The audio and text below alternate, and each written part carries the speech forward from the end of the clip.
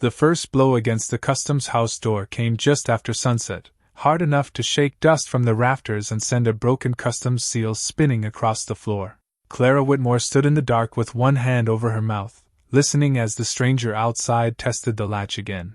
She had owned the building for less than 6 hours. Already, someone was willing to break in. A thin strip of fresh mud showed beneath the boarded side window. Whoever stood at the door had entered before her arrival, then returned after finding something still beyond reach. Clara slipped behind the collapsed inspection counter as the hinges groaned. The intruder cursed softly, crossed the porch, and moved toward the rear wall. Metal scraped against metal near the interior iron door. After several failed attempts, footsteps retreated into the rain. That morning, Clara had possessed 2 dresses, a carpetbag, and a dismissal order bearing the signature of Territorial Judge Silas Bell. The paper accused her of altering a courthouse filing. She had copied legal records for 7 years and knew every stroke of her hand, yet no one questioned the judge. By noon, her landlady had set her trunk beside the street. The county auction offered one refuge no sensible person wanted: the abandoned Greyhaven customs house, condemned after the river shifted away from its docks. Rain had opened the roof, weeds choked the steps, and a notice warned that the purchaser assumed every repair debt. When the auctioneer called for $5, Clara raised her hand. Judge Bell's clerk, Edwin Pike, had gone pale. "There is nothing inside but rotten federal furniture," he whispered. "Withdraw the bid." Clara did not. Worthless property was still property, and she needed a locked door between herself and the town that had judged her. Now, after the intruder left, she lit a lamp and searched. Faded shipping notices clung to the walls. Broken inspection scales leaned beneath the Federal Eagle.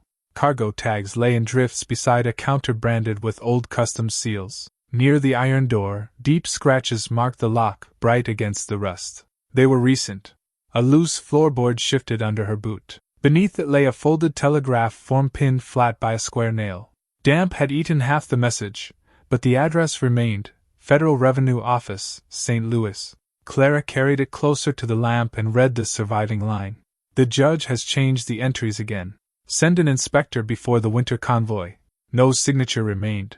Outside, darkness settled over the abandoned riverfront. Clara barred the door, though she knew the wood would not stop a determined man.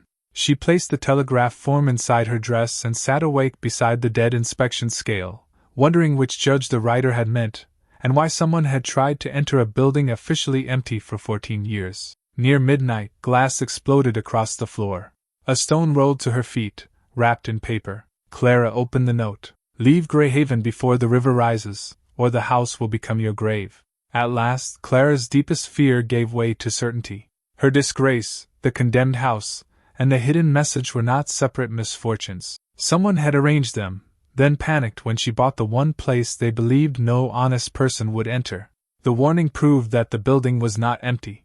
It was guarded by a lie. She turned the paper over. The final stroke hooked sharply beneath the last word. Clara knew that hand. Edwin Pike had written it, the courthouse clerk who had sworn she falsified the record. By morning, the rain had cleared, leaving Greyhaven under a hard blue sky that made every cracked board of the customs house look exposed. Clara hid the torn telegraph form beneath her bodice, and walked to the county archive before Judge Bell's clerk could guess she had read it. She knew the building's official history would be safer in public records than in any man's memory. The archive occupied a narrow room behind the courthouse, where shelves leaned under tax rolls, survey books, court ledgers, and bundles of government correspondence tied with fading ribbon. Clara had worked there often enough to know which records were neglected, and which were guarded. Though the new clerk refused her access behind the counter, the elderly keeper, Mrs. Vale, allowed her to request documents available to any citizen. Clara began with the property transfer, then followed each reference backward, trusting dates and signatures more than official explanations. The customs closure certificate stated that federal operations ended in 1871 after the Missouri shifted its channel and left the dock too shallow for cargo boats. The explanation appeared reasonable until Clara opened the county maintenance register. Payments for lamp oil, roof repairs, armed guards, and inspection equipment continued through 1878. 7 years of expenses for an empty building. A territorial survey map deepened the contradiction. An older edition showed a wagon road running from the customs house to Bell's Landing, property later purchased by Silas Bell. On the revised map, the road had vanished beneath a blank strip of prairie. The surveyor's correction note gave no reason for removing it, only a courthouse authorization number bearing Bell's initials. Clara next searched bound newspapers. One report announced the arrival of Federal Revenue Inspector Nathaniel Price in 1874. He had come to examine missing customs duties. A later notice claimed he departed after finding no wrongdoing, yet the courthouse correspondence register contained no travel order, stage receipt, or official letter confirming his departure. Even the date of the newspaper notice came before the day Price supposedly completed his inspection. The closure certificate bore the signature of Collector Elias Mercer, but Clara noticed the date had been added in darker ink. She had copied enough legal documents to recognize a later hand. Someone had preserved the true signature while changing when the building officially ceased operating. Judge Bell entered before she could compare the signatures further. He removed his hat and spoke with the grave kindness that had convinced Greyhaven of his virtue. "I heard about the stone," he said. "That ruin is unsafe. I will give you $50 for it, and see your dismissal reconsidered." Clara understood then that he knew someone had warned her. $5 was enough for the county, she replied. "It is enough for me." His expression barely changed. "Federal property can be reclaimed when a sale is improper." After he left, Mrs. Vale locked the archive door. From inside a marriage register, she withdrew a torn shipping manifest she had found misfiled years earlier. It listed costly machinery unloaded in 1876 without assess duty, long after the customs house supposedly closed. The cargo weights were precise, but the revenue column remained blank. Every shipment named the same receiving agent, S. Bell, Office of the Territorial Court, in Judge Bell's unmistakable formal title. Clara carried the torn manifest back to the customs house folded inside her glove. She did not trust the courthouse, Judge Bell, or any room where Edwin Pike might watch her hands. By late afternoon, she had barred the front door and begun clearing the main inspection counter, working slowly enough to notice what haste would miss. Beneath years of grime, the wood held dozens of shallow cuts. At first they looked like damage from cargo hooks, but the same pattern returned again and again: 3 straight marks, a circle, then a number. Some groups had been carved near the weighing station. Others appeared beneath drawers where customs officers once kept seal stamps and duty receipts. Clara copied every symbol onto scrap paper. The marks were too regular to be accidental. Several cuts were pale beneath the dirt, as if renewed recently. Whatever system they belonged to had not been forgotten when the building closed. Amos Reed arrived before dusk carrying a brace, 2 chisels, and the cautious expression of a man who had survived by remembering when not to speak. He had repaired riverboats before the channel shifted and knew the old dock better than anyone still living in Greyhaven. When Clara showed him the carvings, he ran one thumb across the circle and withdrew his hand. "Dock code," he said. "Not the kind written in any government book." Legitimate cargo had traveled with manifests, inspection numbers, and federal seals. Cargo meant to escape duty was marked privately so laborers could move it without asking questions. 3 cuts indicated a night delivery. The circle meant the shipment was protected by legal authority. Amos admitted he had seen covered wagons leaving the customs house years after its official closure. Judge Bell had already controlled land disputes by then. One complaint could cost a boatman his workshop, his credit, even the ground beneath his home. Together, they opened the rotted confiscation lockers along the eastern wall. 2 contained only mildew and mouse nests. A third held broken seal presses bearing counterfeit federal eagles. In the 4th, Clara found a bundle of narrow telegraph slips, each carrying only a number. She compared them with the manifest. The numbers matched. Each slip corresponded to a shipment entered without duty, yet none named machinery, silver, medicine, or cargo. A telegraph operator could transmit the code without ever placing the crime into words. Behind a loose wall panel lay part of an operator's journal, its pages swollen by damp. The writer identified himself as Samuel Voss. His entries described orders from Judge Bell to destroy incoming telegrams after copying their numbers into a separate book. Voss feared that Federal Inspector Nathaniel Price had discovered the arrangement. The final surviving entry was written in a hurried, slanting hand. "I have hidden the true account where the government's own weight cannot crush it." Below the sentence, Voss had drawn a balanced scale with one side hanging lower than the other. Clara looked across the room at the customs scale. Its iron platform was rusted, but the stone foundation beneath it was far wider than its weight required. She and Amos worked until the final bolt gave way. When they levered the platform aside, air rose from darkness below.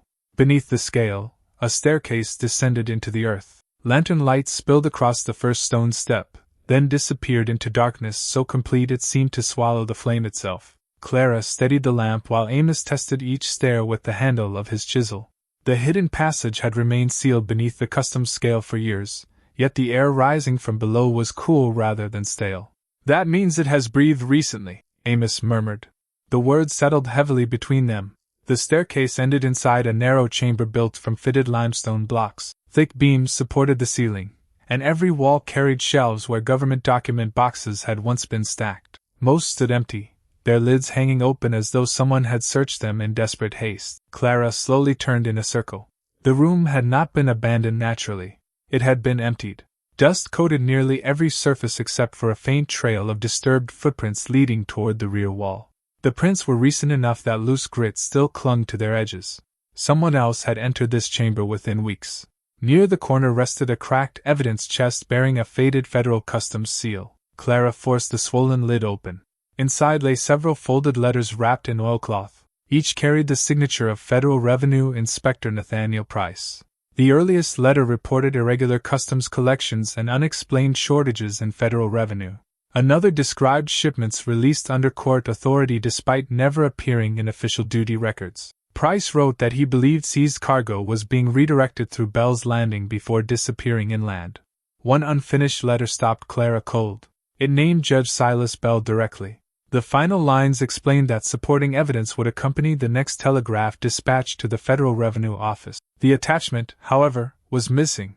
Beneath the letters rested copies of telegrams containing nothing except numbered codes. Clara spread them beside the telegraph slips found upstairs. Every sequence matched. Another packet contained a courthouse warrant accusing Nathaniel Price of stealing federal funds. The document carried Judge Bell's signature and the witness signature of Edwin Pike. Clara remembered Pike's handwriting from the threatening note thrown through the customs house window. "This wasn't justice," she whispered. "It was preparation." Amos searched another shelf and uncovered several inspection forms identifying untaxed machinery, military equipment, imported medicines, weapons, and silver shipments. Every legitimate description had later been replaced by meaningless numbers. Samuel Voss had not exaggerated. The telegraph system itself had become part of the concealment. As Clara examined the rear of the chamber, she noticed fresh scratches crossing the dusty floor. Someone had dragged a heavy object away from the wall. Kneeling beside the stones, she discovered an iron ring hidden within a narrow crack. Before she could pull it, muffled footsteps echoed through the ceiling overhead. Both lanterns were extinguished instantly. In the silence, voices drifted through the floorboards. "The second book isn't here," one man muttered. "It must be," another answered. Clara instantly recognized Edwin Pike. "If the woman finds it before the anniversary flood weakens the Western Foundation, the judge will know who failed." The footsteps retreated. Only after several long minutes did Amos relight the lantern. Clara grasped the iron ring and pulled. A concealed stone compartment swung open. Inside rested a blood-stained federal badge bearing Inspector Nathaniel Price's name. The ledger everyone feared was nowhere to be found. Clara wrapped Inspector Price's blood-stained badge in a clean handkerchief before leaving the chamber beneath the customs house. The badge proved that Price had never simply ridden away, as Greyhaven's official history claimed. Yet proof of his presence was not proof of what had become of him. If Judge Bell had erased one government record, he could have erased many more. The next morning, Clara returned to the courthouse archives with a single purpose. She no longer searched for customs records. She searched for prisoners. Years of copying legal documents had taught her where careless clerks hid uncomfortable facts. She requested old jail registers, prisoner transfer books, and marshal transport logs. Mrs. Vale quietly brought the volumes without asking questions. Halfway through a worn register, Clara stopped. A prisoner named Nicholas Pryor had been jailed for drunkenness on the very day newspapers claimed Inspector Nathaniel Price departed Greyhaven. The handwriting looked ordinary until Clara compared the letters carefully. The surname had been written over an erased entry. The transfer order stated that Pryor had been delivered to a territorial marshal 3 days later. Clara immediately opened the marshal's transport log. No prisoner by that name had ever been received. The official record contradicted itself. Another memory surfaced unexpectedly. Only weeks before her dismissal, Clara had copied this very jail register. She had noticed that one page number did not match the surrounding sequence, and casually mentioned it to Edwin Pike. 2 days later, Judge Bell accused her of altering a court filing. She suddenly understood why she had been cast out. She had wandered too close to a buried truth without realizing it. Mrs. Vale quietly directed Clara toward a small cottage near the abandoned mill. There lived Ruth Calder, an elderly widow who had once cooked meals for the county jail. Ruth hesitated before opening the door, but Price's badge changed everything. "I remember him," she whispered. "He wasn't a drunk. He kept telling everyone he served the federal government." She explained that the prisoner had been held alone beneath the jail instead of with ordinary offenders. Judge Bell personally supervised every visit. Before disappearing, Price had begged Ruth to deliver a letter. Terrified after Bell threatened to remove her children, she never sent it. Instead, she hid it inside the family Bible, where it had remained for 13 years. The folded letter had yellowed with age, but the writing remained clear. Price explained that before his arrest he copied the true smuggling accounts. Rather than keep them himself, he entrusted them to telegraph operator Samuel Voss. If Bell captured one man, another would still protect the evidence. One sentence caught Clara's attention above all others. "The river itself will testify where men refuse." Near the bottom, Price added another clue. "The true account follows the government weights. Count 11 stones beneath the western watermark." As Clara finished reading, heavy boots sounded outside. Judge Bell's deputy stepped into the yard carrying an arrest order accusing Clara of stealing government documents. She escaped through the rear garden with Price's letter hidden beneath her coat. Back at the customs house, she knelt beside the western flood marker and counted the foundation stones one by one. Behind the 11th stone rested a small brass key wrapped carefully in faded oilcloth. Stamped across its worn surface were 4 unmistakable words: Bell's Landing Revenue Vault. Clara held the brass key in her palm until sunrise, tracing the worn inscription with her thumb as though the metal itself might explain why someone had hidden it beneath the customs house foundation. Bell's Landing Revenue Vault. The words connected Judge Bell to the abandoned road erased from every modern survey, and for the first time the scattered clues formed the outline of a deliberate system instead of isolated secrets. Amos arrived carrying an older territorial survey map borrowed from a retired engineer. Spread across the customs counter, the faded parchment revealed a wagon road running from the customs house directly to Bell's Landing. On newer government maps, the route simply vanished. Only the original survey stones remained to mark its course across the prairie. They followed those stones westward through knee-high grass. Moss covered most of the markers, yet each bore a small carved circle identical to the symbols Clara had found beneath the inspection counter. The marks confirmed that the coded carvings inside the customs house extended beyond the building itself. As the morning warmed, they discovered weathered wooden posts standing on distant rises. Amos smiled grimly. "Signal stations," he said. "A lantern here could be seen from the next hill." Word traveled faster than any rider. Instead of written orders, smugglers had relied upon light, timing, and coded telegram numbers. Communication itself had become invisible evidence. Near an abandoned stage relay station, Clara noticed that the hands of a cracked wall clock pointed unnaturally downward. Inside its hollow case rested a leather-bound courier route book wrapped in oilcloth. Every nighttime delivery had been recorded with careful dates, coded shipment numbers, departure hours, and destinations linking the customs house, Bell's Landing, the courthouse, and an army quartermaster depot. Several entries referred to military supplies officially reported lost in river accidents. "They were never lost," Clara whispered. "They were delivered." Bell's Landing overlooked the old riverbank where rotting pilings still reached into shallow water.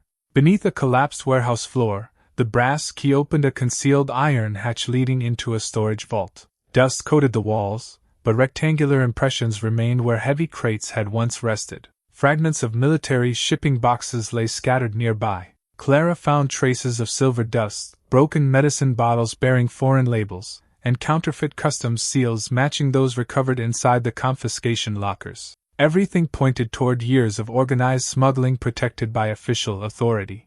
A narrow speaking tube emerged through the vault wall and ended beside the riverbank. Boat crews could exchange instructions without entering the warehouse or exposing themselves to witnesses. Scratched beside the opening were familiar coded numbers matching Samuel Voss's telegram records. Then Clara noticed something impossible. One crate fragment carried the current year's shipping stencil. The operation had never truly ended. Judge Bell had continued using the forgotten route, only now the stolen cargo consisted of federal grain, blankets, and medicine intended for drought-stricken frontier settlements. On the return journey, several townsmen loyal to Bell blocked the road. Before confrontation became violence, Ruth Calder appeared with former dock workers who quietly stepped beside Clara and Amos. No threats were spoken. None were necessary. Bell's influence no longer silenced everyone. Back inside the customs house, Clara spread the courier book beside the cargo weights and survey map. Every calculation pointed toward one place within the building, the western wall. As she pried away the first loose board, a sharp smell drifted upward through the floorboards. Lamp oil. The smell of lamp oil spread through the customs house with terrifying speed. Clara dropped to one knee and pressed her hand against the floorboards. Liquid seeped through the cracks, pooling beneath the western wall she had only begun to uncover. Whoever had poured it knew exactly where the hidden evidence lay. A heartbeat later, flames burst beneath the building. Fire raced through the dry timbers with a hungry roar. Smoke rolled across the inspection room, swallowing the faded customs seals and abandoned counters. Clara snatched the courier route book while Amos seized 2 water buckets. "They're trying to erase the house," he shouted. "No," Clara answered, staring toward the western wall. "They're trying to erase what the house is hiding." She rushed outside and seized the rusted rope hanging from the old customs alarm bell. The iron wheel resisted at first, then groaned into motion. Its deep, forgotten voice rolled across Greyhaven for the first time in years. People emerged from nearby streets and river shacks, drawn by the relentless ringing. Former dockworkers, fishermen, widows, and laborers hurried toward the flames carrying buckets, blankets, and barrels of river water. Amos organized a line from the riverbank while Clara ignored the choking smoke and returned inside. Judge Silas Bell arrived moments later beside the county sheriff. He surveyed the burning building without surprise. "The structure is condemned," Bell declared. "Stand back. It cannot be saved." Clara stepped from the doorway, soot streaking her face. "You're not afraid of the fire," she called loudly enough for the gathering crowd to hear. "You're afraid of what's inside." Bell's expression remained calm, but several townspeople glanced uneasily toward him. One fisherman shouted that he had seen Edwin Pike leaving the rear of the building only minutes before smoke appeared. Others murmured in agreement. The sheriff hesitated. Clara returned to the western wall. Through the smoke she remembered Nathaniel Price's words. "The river itself will testify." Her eyes settled upon the flood height measuring gauge built into the masonry. 11 brass markers climbed the stonework. She counted carefully. At the 11th marker, she slipped her knife beneath the metal plate. It lifted free. Hidden inside the wall rested a narrow iron document case sealed against moisture. As another beam cracked overhead, Amos pulled her toward the doorway. They stumbled outside just as part of the roof collapsed into the inspection room, sending sparks swirling into the evening sky. The document case survived. Clara broke the seal with trembling hands. Inside lay a thick ledger wrapped in wax cloth. Each page listed coded telegram numbers beside true cargo descriptions, shipment weights, forged court orders, and the names of those receiving illegal goods. Untaxed machinery, military rifles, silver bars, imported medicines. Every false record matched a genuine transaction hidden beneath government authority. Near the middle of the ledger, Clara found Nathaniel Price's name. The entries described his arrest under fabricated charges and his transfer to an abandoned quarantine station upriver. The final pages were newer. Judge Bell had continued the operation for years, stealing federal grain, blankets, and medicine intended for struggling frontier settlements. Clara hurried to the telegraph office, where the local operator refused to transmit her message without Judge Bell's approval. While Ruth Calder distracted him with urgent questions, Clara quietly used Samuel Voss's recovered code key to route a request through the railway relay station instead. When she returned, Bell stood waiting with a signed court order. Claiming the ledger was stolen federal property, he took it from her hands before the watching crowd. Only after he rode away did Clara allow herself the smallest smile. Before surrendering the ledger, she had quietly removed several of its most important pages. Clara waited until darkness settled over Greyhaven before unfolding the ledger pages she had hidden beneath the lining of her coat. The fire had blackened their edges, but the ink remained clear. She spread them across the customs counter beside Inspector Price's letter and froze when her eyes reached a familiar name.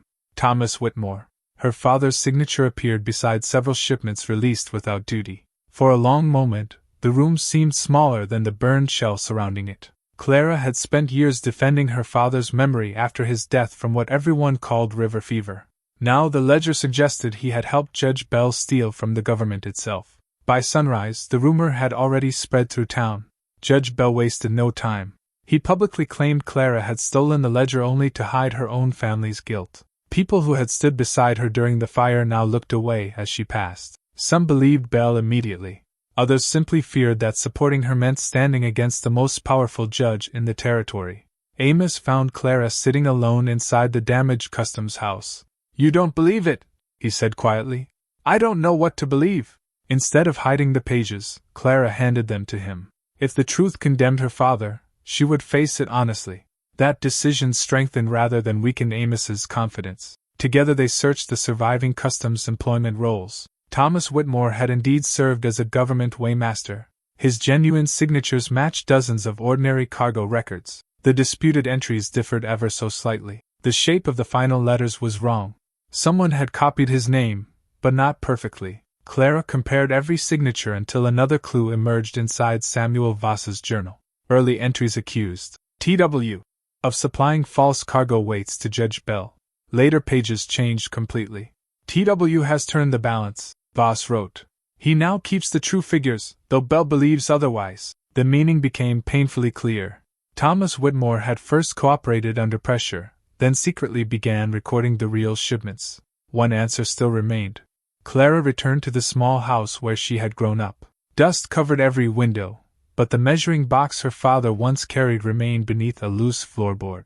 Inside lay several carefully folded letters. Her father admitted he had falsified records after Judge Bell threatened their family. Shame consumed him almost immediately. Working with Inspector Nathaniel Price and Samuel Voss, he designed a method comparing false cargo descriptions with genuine government weights. That system became the foundation of the secret ledger. The final letter was stained, as though carried in a coat through heavy rain. Thomas believed Bell had discovered the deception. He feared he would not live long enough to testify. Among the papers rested an old medicine bottle labeled laudanum. Its dosage markings had been altered. Clara realized her father had probably not died from natural illness at all. He had been poisoned before he could expose the conspiracy. One final note remained folded beneath the bottle. It contained a hand-drawn map leading to an abandoned federal quarantine station upriver. Beneath the sketch, Thomas had written one final instruction. Inspector Price's signed deposition rests beneath the bell that never rang. Clara carefully folded every letter. Before sunrise, she and Amos prepared to leave Greyhaven. As they reached the riverbank, Clara looked across the water. Judge Bell's riders were already crossing toward the quarantine station ahead of them. Rain drifted across the river before dawn, turning the current into a sheet of dull steel.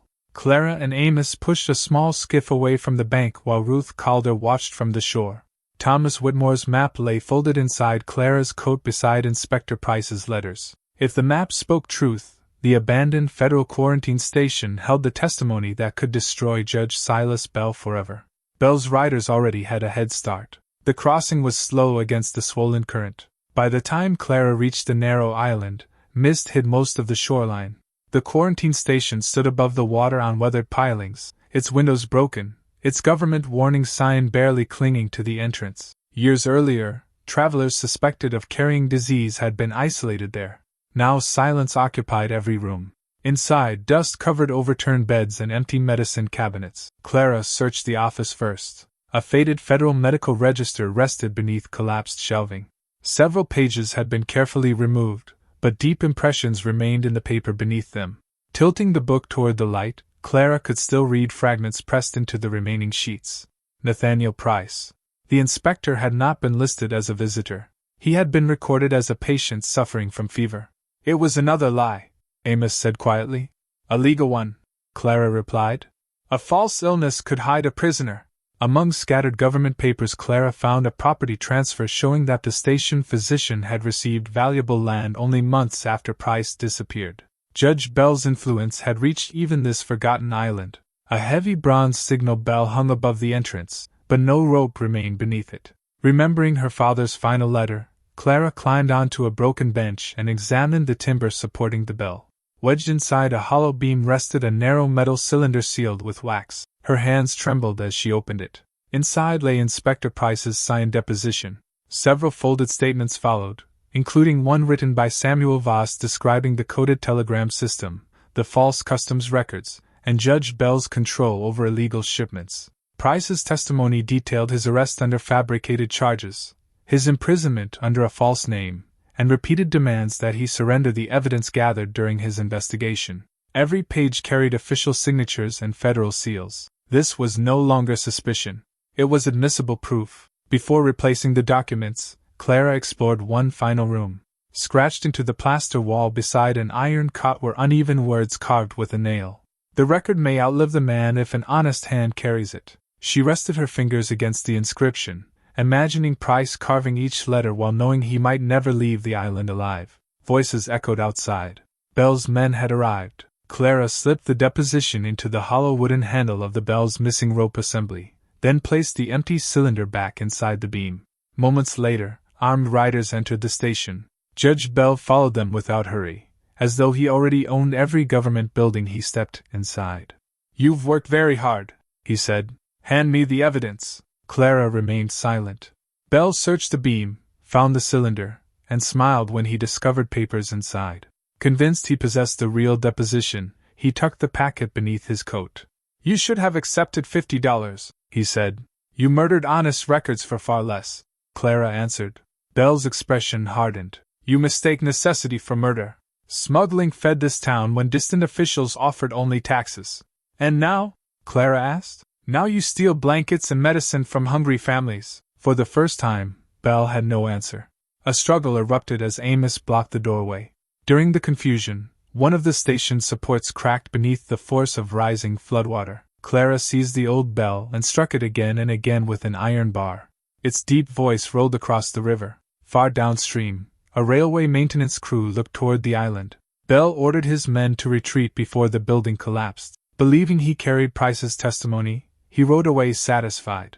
Only after the riders disappeared did Clara remove the true deposition from the hollow handle. When she returned to Greyhaven before nightfall, exhausted and soaked by rain, another blow awaited her. Judge Bell had issued warrants for Clara, Amos, and Ruth. Worse still, he intended to preside over their trial himself. Clara could have fled before dawn. The warrants gave her every reason to disappear into the frontier and never return to Greyhaven. Instead, she walked toward the courthouse carrying Inspector Price's deposition hidden beneath her coat, while Amos and Ruth followed a few steps behind. If Judge Silas Bell wanted a trial, he would have one. Only it would not unfold as he expected. The courtroom filled long before proceedings began. Farmers, merchants, former dockworkers, and courthouse clerks crowded the benches. Bell sat beneath the territorial seal with the confidence of a man who believed the law belonged to him rather than the people it served.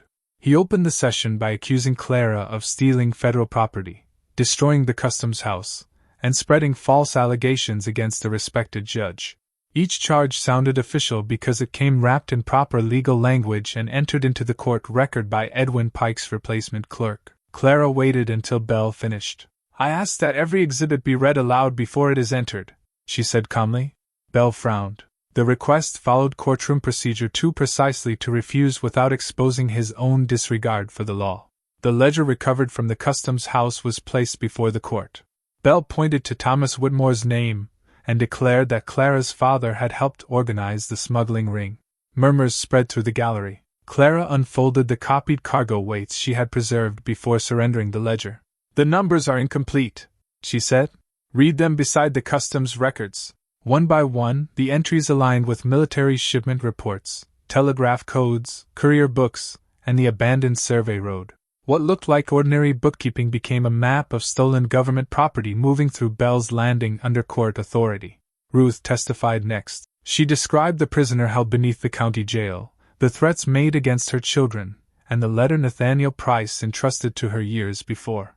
Amos followed. He explained the dockworkers' carvings beneath the customs counter, the hidden signal stations, and the wagon road erased from revised government maps.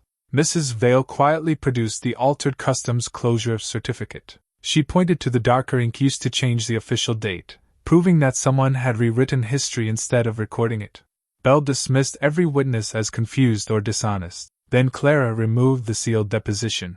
She read Nathaniel Price's own account of his arrest, false imprisonment, and investigation. Every page carried his federal seal. The courtroom fell silent. Bell ordered the sheriff to seize the document. The sheriff stepped forward, examined the seal closely, then lowered his hand. "This appears genuine," he said. Bell's composure finally cracked. Edwin Pike rose trembling from the witness bench. "I changed the records," he whispered. "The judge ordered me to. Clara never altered a single filing. I signed the false warrant, and I helped set the customs house fire." Gasps echoed through the chamber. Bell immediately declared Pike's testimony inadmissible and reached for a prepared order dismissing every piece of evidence. Before he could sign it, the courthouse telegraph operator hurried inside carrying a freshly received dispatch. A federal revenue marshal and a territorial examiner were on their way to Greyhaven. Flooded crossings had delayed them. Bell looked toward the locked courtroom doors, then toward the growing crowd beyond the windows. His voice became cold. "No one leaves this courthouse." Outside, armed loyalists began surrounding the building while frightened witnesses realized they had become prisoners inside the very court that claimed to defend justice. The first sound Clara heard after Judge Bell ordered the courthouse sealed was not a gunshot. It was the scrape of heavy crates being dragged beneath the courtroom floor.